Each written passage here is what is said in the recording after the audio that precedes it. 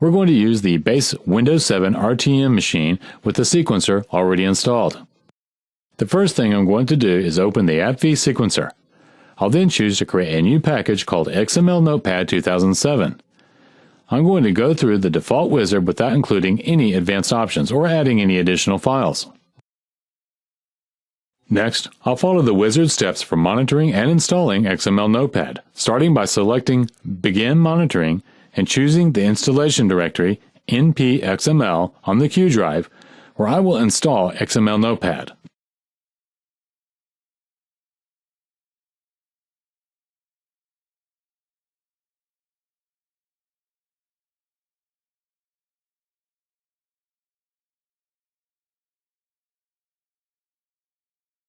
On the Configure Applications Wizard page, I'll select XML Notepad 2007. Once selected, I can create a file association for this application by using XML as the file extension. This tells the system that anytime a file with the application extension XML is launched, it should open using the virtualized version of XML Notepad 2007. Next, I'll select Shortcuts and choose Edit Locations and check Send to Menu option. This enables us to add an icon to the Send to menu, which is initiated when a user right-clicks on a file. I could also place shortcuts on the desktop or the Start menu if desired. Additionally, there is an option for Advanced Shortcut Configuration. This is where third parties could add AppV shortcuts to existing Start menu folders, such as Citrix's Program Neighborhood. Now I need to launch XML Notepad 2007 so that AppV can create the virtual application. I do this by selecting XML Notepad 2007 and choosing Launch. During this step, the IT Pro would initiate the most common tasks and features the user will use. This creates Feature Block 1, which becomes the components required to launch the application. Typically, this is 20 to 40% of the full application, and this is super important because the user no longer needs to wait for the full application to install. AppV is now monitoring the application and determining what needs to be included in the package. AppV uses the Q drive as its default cache location for virtual applications, but this can be configured for a different drive letter. The Q drive allows AppV to enable work offline and disconnected mode, but also identify the installation can occur elsewhere. Monitoring is complete, so we'll go ahead and close XML Notepad. Once closed, the sequencer will complete the creation of the virtual application package. Now that we have a virtual application, let's take a look at some of the additional capabilities of the sequencer.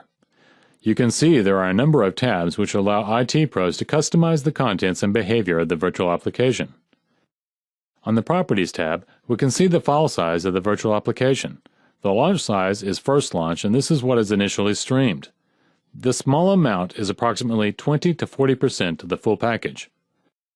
Under the Deployment tab, you see the various streaming protocols that are available via AppV, and these include RTSP, RTSPS, HTTP, HTTPS, and SMB. In addition, this is where I can have the sequencer create an MSI by checking the MSI box. This allows me to integrate the virtual application with a third-party solution or use AppV file streaming. Last, the Files tab gives us an in-depth view of all the files contained in the virtual application package. Now, I'll show you one additional configuration under the Tools menu. I'll select Options and then the General tab, where I'm given the option to allow virtualization of services. Another great capability is the ability to exclude items. This enables you to exclude files or paths on the physical machine from monitoring. The last thing to cover are the files created during the sequencing process. There are three main files. The first is an SFT file. This is the virtual application. It contains all of the files and registry settings for the application. The second is an OSD file. This file contains information about the FTA, the icon paths, the SFT path, and the protocol for streaming. And then last, the SPRJ file is the manifest.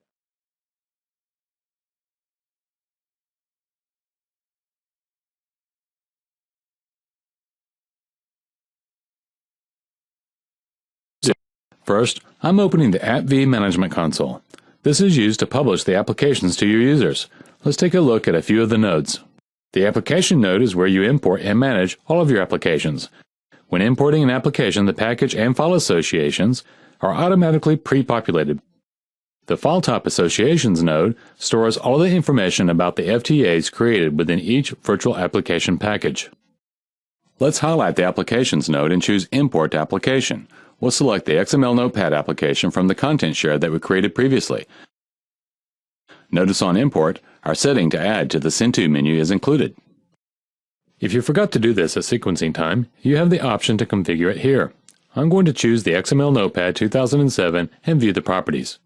If we look to the Shortcut tab, I can select to publish to the user's Send To menu. If I select the File Association tab and then Add, I can add XML as an extension type. In the AppV full infrastructure scenario, all apps are managed using core Active Directory security groups. Finally, all we need to do is publish the application by setting the AD group security. I select the Access Permissions tab and add the group XML Notepad. From here, we can add the user who should be able to receive the application.